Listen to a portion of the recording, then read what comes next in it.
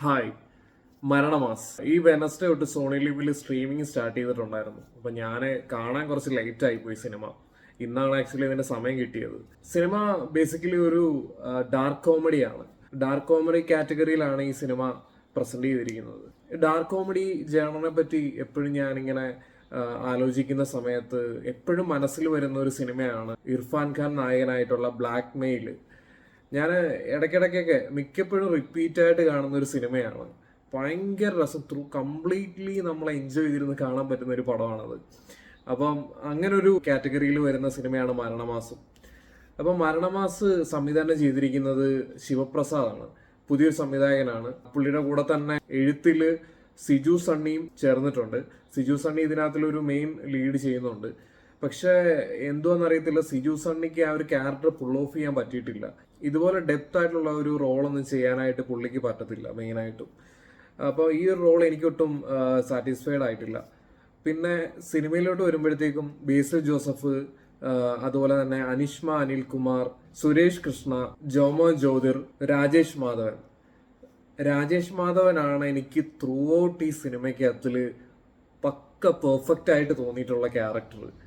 പുള്ളി അസാധ്യമായിട്ട് ഈ റോള് ചെയ്തിട്ടുണ്ട്. ഭയങ്കര രസമാണ്. പുള്ളിയുടെ ആ ഒരു എക്സ്പ്രസീവ്നെസ്സും കാര്യങ്ങളും എല്ലാം ഭയങ്കര രസമാണ്. പുള്ളിയുടെ ആ ഒരു സ്റ്റോറിയാണ് ഈ സിനിമ ത്രൂ ഔട്ട് കാണിക്കുന്നത്. പിന്നെ ബേസിലിന്റെ ക്യാരക്ടർ ഇതിനകത്തിൽ പുള്ളിക്കാരന്റെ ലുക്ക് എനിക്ക് ഒട്ടും സെറ്റായിട്ട് തോന്നിയിട്ടില്ല. കാരണം കുറച്ചുകൂടെ ഒരു ഹെയർ സ്റ്റൈലൊക്കെ മാറ്റി പിടിക്കായിരുന്നു. ഇതിനകത്തിൽ അവര് ഒരു ന്യൂജൻ ആണെന്ന് കാണിക്കാൻ വേണ്ടിയിട്ട് ഒരു കളറൊക്കെ ചെയ്ത് കുറച്ച് കാണിച്ചിട്ടുണ്ടെങ്കിലും അത് ഇച്ചിരി ബോറായിട്ട് എനിക്ക് തോന്നി. അപ്പൊ അതുപോലെ തന്നെ അനിഷ്മയായിട്ടുള്ള പെയറിങ്ങും ആ ഒരു കെമിസ്ട്രി ഒന്നും വർക്കൗട്ട് ആയിട്ടില്ല ഇതിനകത്തിൽ. പക്ഷെ ഈ സിനിമ ത്രൂ ഔട്ട് ഞാൻ എൻജോയ് ചെയ്താണ് കണ്ടത്. കാരണം ഈ ഒരു സിനിമയ്ക്കകത്തിൽ ആ ഹ്യൂമർ കൈകാര്യം ചെയ്തിരിക്കുന്ന ഭയങ്കര രസമായിട്ടുണ്ട്. ചില മൈന്യൂട്ടായിട്ടുള്ള കുറച്ച് സീൻസ് ഉണ്ട്. അതിനകത്തിലൊക്കെ നമ്മൾ ഓർത്തോർത്ത് ഇങ്ങനെ ചിരിക്കുക. ആ ഒരു സീനൊക്കെ ഇടയ്ക്കിടയ്ക്ക് കാണുമ്പോഴത്തേക്കും. സുരേഷ് കൃഷ്ണ ബ്യൂട്ടിഫുൾ ആയിട്ട് ചെയ്തിട്ടുണ്ട്. പുള്ളിയുടെ എല്ലാ ക്യാരക്ടേഴ്സും പോലെ തന്നെ ബേസിൽ ജോസഫ് ഓക്കെ ആയിട്ട് സ്റ്റാൻഡേർഡ് ആയിട്ട് ചെയ്തിട്ടുണ്ട്. ഇതിനകത്തിലൊരു മെയിൻ പോരായ്മ ഇതിലെ ഹീറോയിനാണ് അനിഷ്മ അനിൽകുമാർ.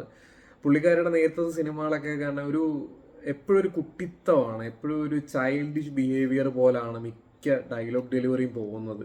അപ്പൊ ഇതിനകത്തിലൊരു മെയിനായിട്ട് ബേസിലായിട്ടുള്ള കെമിസ്ട്രി വർക്കൗട്ട് ആവാത്തതിന്റെ മെയിൻ റീസൺ ഇതിനകത്തിലെ ഹീറോയിനാണ്. കാസ്റ്റിങ്ങിൽ പാളിച്ച വന്ന് ഫസ്റ്റ് ഹാഫ് ഭയങ്കര സ്മൂത്തായിട്ട് വെൽ റിട്ടൺ ആണ്.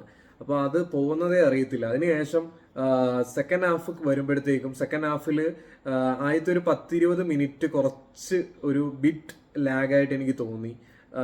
കാരണം അത് ഒരു സ്ക്രീൻ പ്ലേയിൽ എന്തൊക്കെ ഒരു കൺഫ്യൂഷൻ വരുന്ന പോലെ ആ ഒരു സീൻസ് ഒക്കെ കാണുമ്പോഴത്തേക്കും നമുക്ക് തോന്നും. പിന്നെ മെയിനായിട്ട് ഒരു പോരായ്മ ജോമോൻ ജ്യോതിറിന്റെ ക്യാരക്ടറാണ്. അപ്പൊ ജോമോൻ ജ്യോതിർ എന്തിനാണ് ഈ സിനിമയ്ക്കകത്ത് പോലും മനസ്സിലാവുന്നില്ല. പുള്ളിക്കാരന്റെ കുറച്ച് സീൻസ് ഉണ്ട്, ഭയങ്കര ഓവറാണ്, നമുക്കൊട്ടും ഡൈജസ്റ്റ് ആവത്തില്ല. എനിക്കൊട്ടും ഇഷ്ടപ്പെട്ടില്ല ഇതിനകത്തിൽ.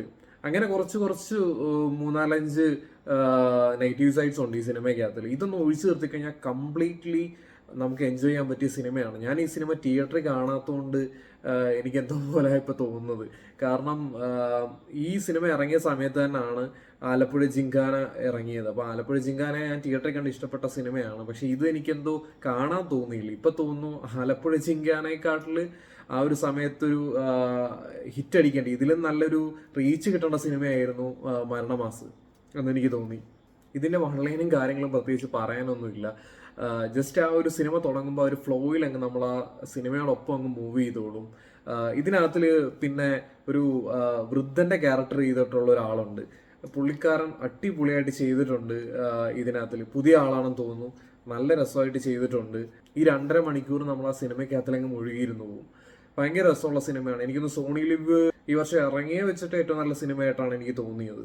ആക്ച്വലി ഈ സിനിമ തിയേറ്ററിൽ പോകാനായിട്ട് എനിക്ക് തോന്നിയില്ല. കാരണം ട്രെയിലർ ഇറങ്ങിയ സമയത്ത് എനിക്കെന്തോ ആ ട്രെയിലർ കണ്ടപ്പോൾ ബേസിലെ ലുക്കും അതുപോലെ തന്നെ ആ ഒരു ട്രെയിലറിലെ സീക്വൻസ് ഒന്നും എനിക്ക് അത്ര ഇഷ്ടപ്പെട്ടില്ല. അതുകൊണ്ട് തന്നെ തിയേറ്ററിൽ കാണാൻ അങ്ങനെ തോന്നിയതുമില്ല. പക്ഷെ അത് ഭയങ്കര ഒരു ഇതായിട്ട് എനിക്ക് തോന്നി ഇപ്പം.